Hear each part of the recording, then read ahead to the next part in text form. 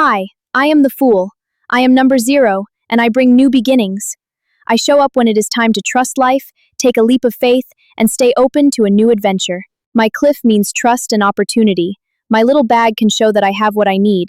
My white rose means innocence, beauty, and grace, and my dog can mean loyalty and safety. When I am upright, I can mean new beginnings, carefree energy, openness, adventure, and a fresh start. I can also mean trusting yourself, following your heart, and believing in the new you. When I am reversed, I can mean hesitation, not knowing what comes next, or feeling stuck between cycles. I can also warn about reckless choices, foolish risks, or bad decisions. Okay, let's think about it together.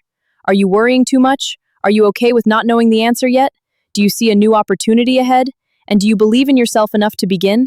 My answer is maybe, and my message is simple. Trust the journey, stay open, and do not let fear stop you. Life is full of possibilities, and sometimes the magic begins when you say yes to a new start.